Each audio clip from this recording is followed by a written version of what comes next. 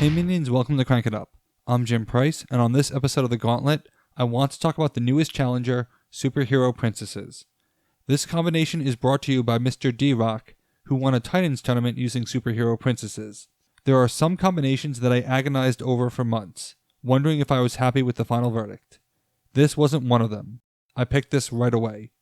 I'll never forget the first time I saw a mild-mannered citizen and instantly realized what it meant. I had always enjoyed the princesses, but they were bad and really hurting for partners.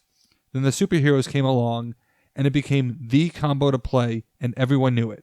Each had what the other was specifically looking for. Princesses needed ways to ensure that you got to their powerful minions. Superheroes needed powerful minions to retrieve with theirs, and thus a true classic was born. They are extremely powerful, with a ton of upside, and yet they can lose, which makes them perfect for March Smashness. In general, I am going for pairings that have high ceilings but aren't locks to reach that ceiling, which builds the excitement that anything can happen. I knew Superhero Princesses would be in, mostly out of necessity, and it comes down to Eliza. With Swarm factions, who are incredibly strong, to enhance their synergies is to make them even stronger, and it necessitates having Eliza in the game and having instant access to her. Superhero Princesses can bring her out in 2 turns or on turn 1 if you are impatient and willing to overpay. But this combo is so much more than just an Eliza fetch. Superhero Princesses is one of the ultimate toolbox factions because you constantly have the chance to feature the best minion for the current situation, and you have an extremely diverse set of options which makes this combo both fun and strategic. Minion-wise, there are really only 2 options. Play high-powered minions from your hand, or grab them from your deck with mild-mannered citizens. To a lesser extent, you can also use radioactive exposure when you're trying to speed things up. Many turns will add the bare minimum of power at 2, then that minion will grab a 5 on the next turn and can be greeted by another 5 for a base of 10 power. Justice Friends can make that 14 power, and you could repeat the process on a future turn. Additionally, you can seed a mild-mannered citizen on several bases, using the princess movement to combine them later on, and wait for the right opportunity to bring all the 5s into play. It's hard to talk overall strategy with this faction because your options both allow and require you to react to what is happening, but I do have a few key plays that are tried and true for me. With this combination, especially in 1v1, I like to grab the burst first.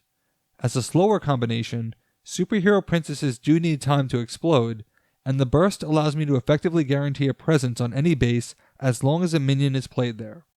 I do have to be concerned about giving them 5 power to utilize, but that's where knowing where the opposing deck comes into play, just like with any team. But even if I need to take second with 1 card, I'm okay with that because I have multiple ways to recur minions.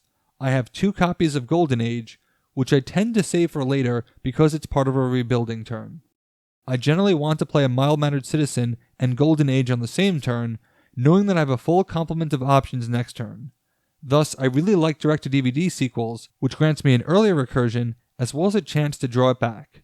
With the superheroes, I don't really care where it goes because I always have access to it and I shuffle frequently anyway. The burst is also a very good heirloom minion because there's no compulsion to pull him over at all.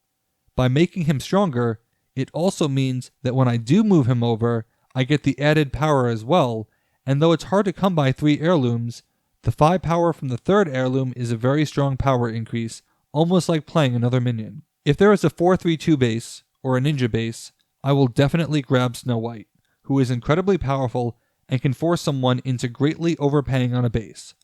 Between Snow White and True Love's Kiss, I can take a strategic second place with only 1 minion and force someone to overpay. But if there are no such bases, I like to combine her with Captain Amazing, hopefully playing 1 from hand and the other from my deck.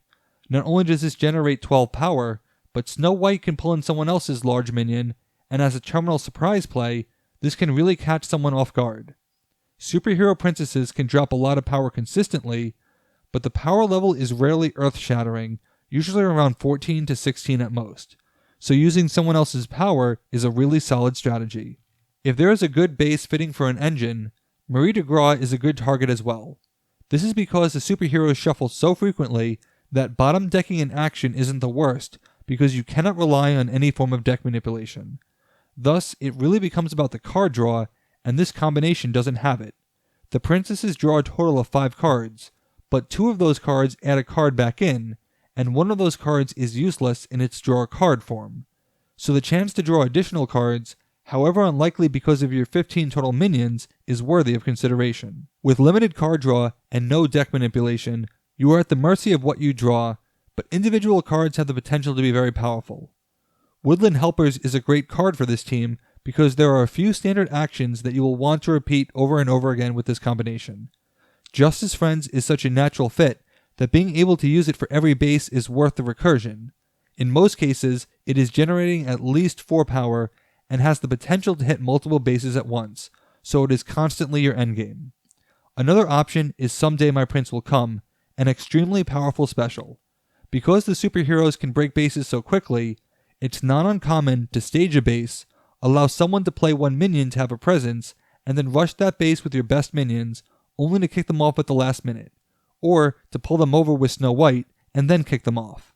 When combined with Happily Ever After, a low-hanging 3-1 base can easily become 4 unanswered points, giving you a great lead and allowing you to play a base conservatively with the superhero princesses do well. The superhero princesses can freely spread out because they have a great swarm card in Tale as Old as Time. This card often results in an extreme overpayment, but to end the game, hopefully on a 5-point base, it can allow you to avoid making any particular base too easy while guaranteeing yourself first place. And if there is a base that you can break with only 1 opposing minion, then that can become your Someday My Prince Will Come base. The only way for a player to avoid this is to have them commit 2 minions on every base, which means that I'm adding a lot of power that you could overtake the normal way.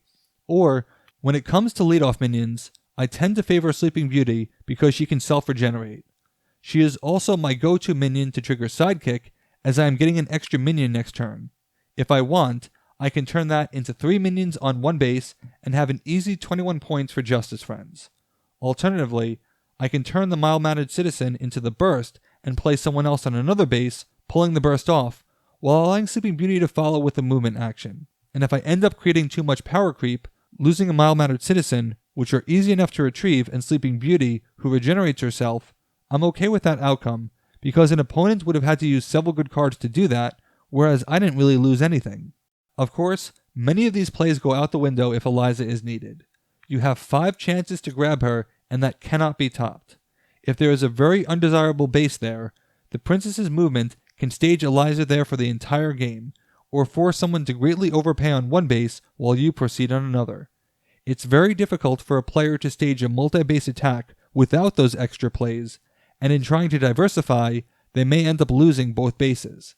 And if you could be up 5 points with the Happily Ever After, you are in a great position to advance. As much as I do love this pairing, they do come with considerable weaknesses. I've already mentioned that the lack of card draw and deck manipulation hurt, so when it comes to actions, you are playing what you draw, and many of those actions are terminal in nature, which means that you may be forfeiting your action on occasion. Heirlooms are probably the best card that you can use mid-game, as they provide a permanent boost but can stack quickly. The superheroes have great power to break a base and even better recursion to play after that, but struggle to have something to do early or in the mid-game. Their best play is to play one of their defensive cards, which is critical because this faction has another weakness in being extremely prone to destruction. If you cannot keep the mild-mannered citizens on the board, you will have a very tough time playing cards fast enough. Against some combinations, I've radioactive exposure to mild-mannered citizen into an awesome guy on turn 1 just to ensure that I have a place to stage my minions. The princesses can counter with their own destruction, and against the right combination, it's not a bad idea to slow the game down until you can ensure your minions are protected. The luck of the draw is just not on your side with this team. My last weakness is that, while superheroes can add a lot of power, they need to do that with very few plays, as Sidekick is their only extra play that results in a net extra minion, and you have no option but to play the mild-mannered citizen. When a faction struggles for extra plays, movement and consolidation strategies are usually the solution, and fortunately the princesses provide that. But you have to commit yourself to that because you cannot afford to keep losing a race with someone. Still, having instant access to your counters is great, and this faction can counter a lot. Swarm factions? Eliza. Engine minions? Mind Lady, or my only weakness. Destruction factions? The naturally high power helps, as does Awesome Guy. singularly powerful minion strategies, someday my prince will come. There's a lot to like about this team, a true classic, and I'm excited to see what they can do on the highest stage. What do you think of superhero princesses? Let me know in the comments. That's it for this team. Thanks for watching. Be sure to like and subscribe. Let's shut it down.